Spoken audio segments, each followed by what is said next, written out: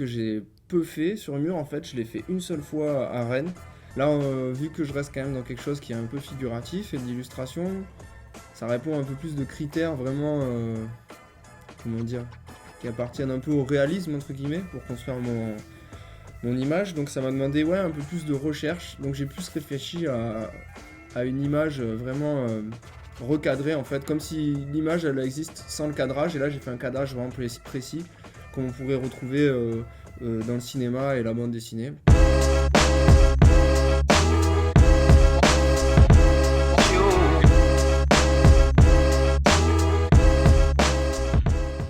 J'ai sélectionné donc deux croquis qui me plaisaient bien, qui me paraissaient aussi techniquement adaptés pour le mur, donc parce que ceux-là ils étaient plus simples.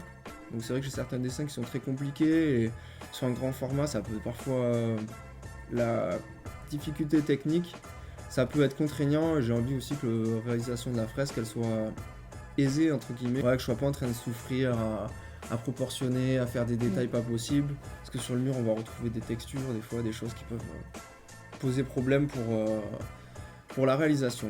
Donc, soit j'ai sélectionné mes deux esquisses, et parmi l'une d'elles, parce qu'elles étaient séparées à l'origine, il y avait un des personnages qui était donc une cavalière, et ça m'a un peu amené sur le terrain de deux personnages qui se baladeraient à cheval dans une genre de clairière. Donc c'est après bien sûr suggéré, parce qu'il n'y a pas de cheval, on voit aucune trace de tout ça sur mon dessin.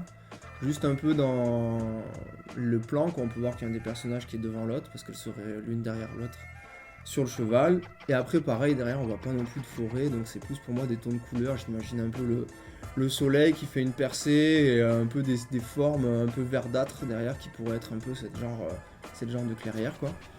Et avec sur la droite une branche avec une fleur de pivoine, comme si elle passait encore plus en premier plan et qu'on avait aussi un peu des branches d'arbres qui passent devant, quoi. Comme un peu dans l'idée, je disais, de cadrage d'une bande dessinée ou du cinéma, on va avoir plusieurs plans. Donc moi je garde un peu cette conception sur mon image, ce qui fait qu'elle a ce côté aussi un peu illustration. Voilà. Pour le côté Moyen-Âge, on peut retrouver un peu des traces sur... si on se penche vraiment sur ma fresque, sur la tenue du personnage, il y a le col, les épaulettes un peu bouffantes, les coupes de cheveux, les traits des personnages qui sont pas du tout de notre époque. Et pour le côté Moyen-Âge, ce qui m'a amené à découvrir le pré-raphaélisme, et notamment j'ai beaucoup été fasciné par le travail de Gabriel Dante Rossetti, du coup le pré-raphaélisme, ils s'inspiraient plus du raphaélisme, donc du coup des peintres italiens en fait, qu'ils ont voulu pareil ramener au goût du jour. Donc moi quelque part je m'inspirais peut-être du pré-raphaélisme pour essayer de le ramener au goût du jour, je sais pas, sans prétention hein, bien sûr. Et donc du coup je suis vraiment très fasciné par ce peintre et j'aimais beaucoup son travail des visages, donc il travaille essentiellement des portraits de femmes aussi, un peu comme moi. Enfin plutôt moi comme lui quoi. Mais j'aime beaucoup parce que dans ces personnages on peut vraiment retrouver une identité commune à tous les personnages différents qu'il crée. Donc lui ça vient du fait qu'il travaille avec les mêmes modèles, mais ça se voit qu'il essaye de les faire un peu différemment aussi, mais il garde cette identité, donc je sais pas, j'adore. Ça crée vraiment un fil conducteur à son œuvre. Et les traits des personnages choisis sont très forts, c'est des femmes avec des gros coups, des mentons très imposants, et j'aime beaucoup ça m'inspire beaucoup, donc j'essaye de ramener un peu cette inspiration dans ces personnages en particulier. Voilà, surtout celui à droite qui est particulièrement inspiré d'un des personnages de Gabriel Dante Rossetti.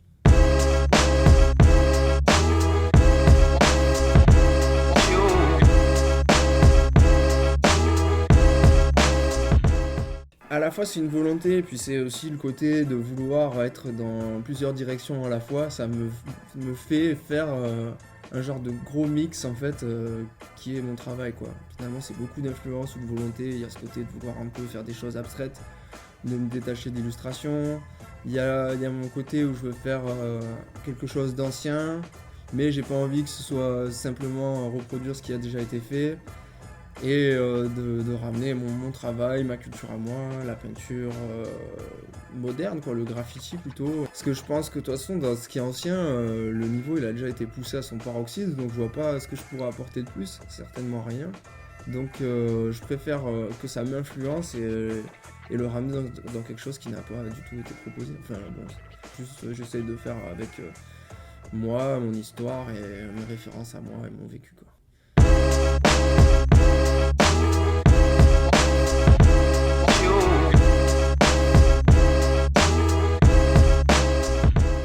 C'est vrai que j'essaie de proposer plusieurs lectures et plusieurs de mes influences aux gens. Donc je reviens un peu sur le fait, comme j'ai expliqué, je fais également aussi du tatouage, je fais aussi du graffiti en dehors de la peinture. Et dans le tatouage, c'est un autre travail que je propose parce que la technique est complètement différente. Donc c'est un travail avec une ligne vraiment beaucoup plus constante, assez éloignée du côté plus impulsif et dessin un peu de BDaste ou d'illustrateur qu'il peut avoir dans le reste. Après, dans la lecture purement illustrative de l'image, comme j'ai dit, ça serait quelque chose qui passe en premier plan. Ce qui me permet aussi de justifier pourquoi le traitement il est différent et qui me permet de le différencier en termes de plan du reste. Et donc après la pivoine, c'est aussi une fleur qui est hyper importante, comme la rose par exemple dans le tatouage. Donc c'est aussi pour faire référence à cet univers-là. Et c'est une fleur qui a beaucoup de symbolique et qui représente aussi pas mal mon influence de l'estampe japonaise, que j'aime beaucoup, qui est très présente dans l'univers du tatouage aussi. Donc ça me permet aussi de faire une référence, un clin d'œil à ça. Voilà.